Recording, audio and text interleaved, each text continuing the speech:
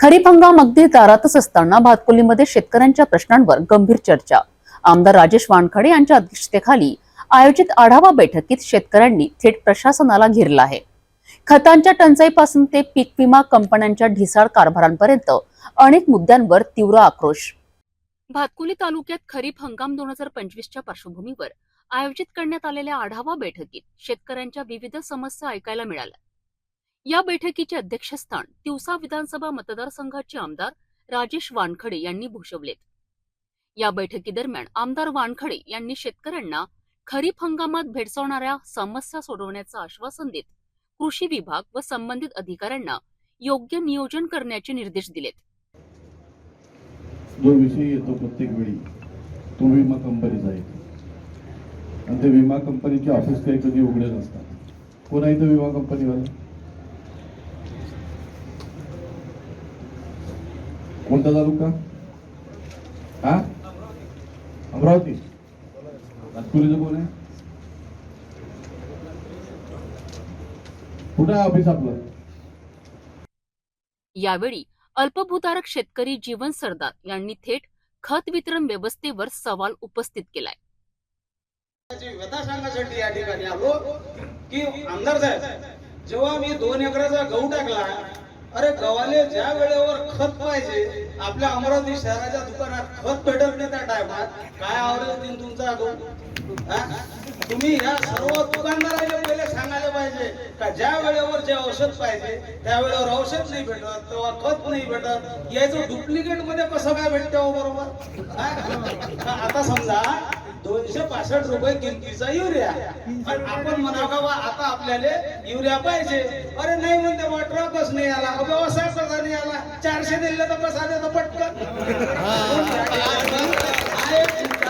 आणि एक दुसरा मुद्दा असा आहे माझा का आपण मागावं त्याले कोराजेन दे रे बघा, तो सांगते साहेब ह्या कोराजेन पेक्षा हे कोराजेन चांगलं.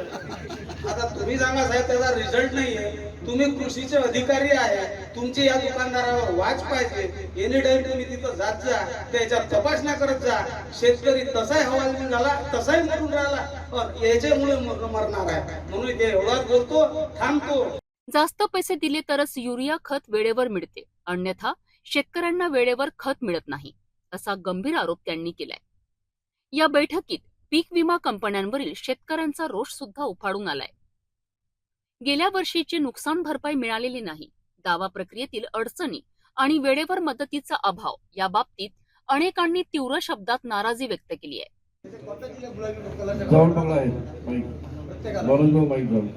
आणि मला वाटतं जवळपास 25 ते 30% लोकांनाही पैसे मिळाले नाही, 70% लोक पैसे नाही.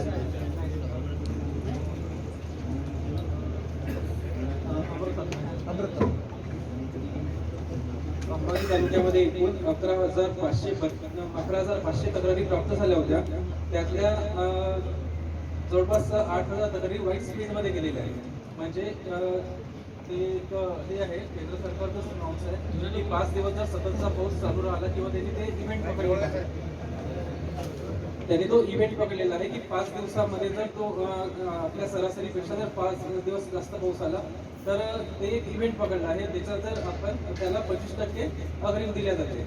तेच जे आता जे कमी पैसे आलेल्या लोकांना 4,000, 5,000, 8,000 हे त्या इव्हेंटमध्ये बसलेले लोक आहेत. 8,000 काही लोक अमरावतीमधले आणि ज्यांना जास्त अमाऊंट आली आहे ते इव्हेंटच्या बाहेरचे आहे, त्यांना ते आता एक रक्कम आलेली आहे, त्यांना पुढे येणार नाही.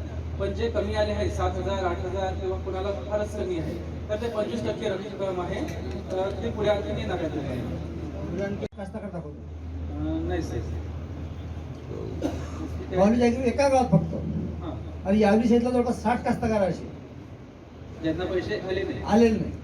नाही सर, आले असेल त्यांनी एंट्री नसेल घेतली. कारण आधी कसं होतं, कास्तकार ओरडत होते खूप पैसे आल्याशिवाय. आधी जे पैसे येत होते 1-2-3 वर्ष आधी, त्याच्यामध्ये मेसेजमध्ये नाव यायचं की आपल्या पीक विम्याचं की आता एनएफटी होत आहे, कारण ते डायरेक्ट केंद्र सरकारचं पोर्टल असल्यामुळे.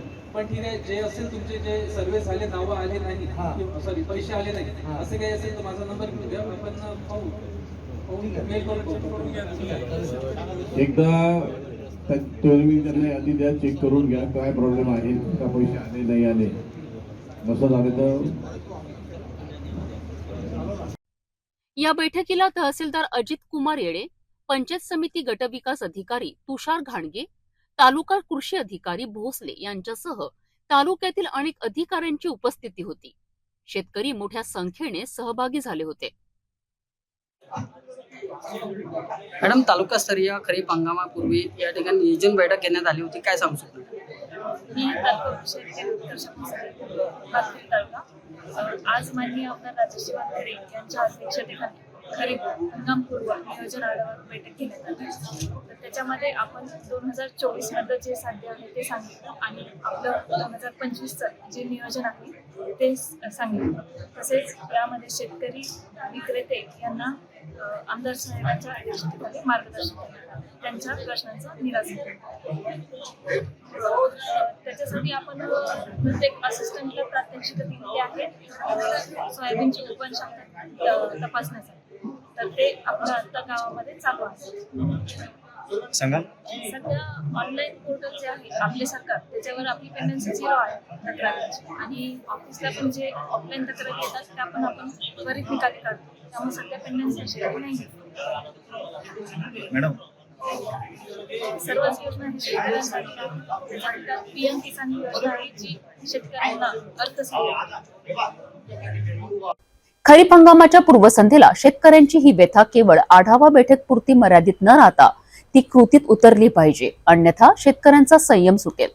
आता प्रशासनाला वेळेवर खत, बी बियाणे आणि पीक विमाच्या समस्यांवर ठोस उपाय करणे भाग आहे.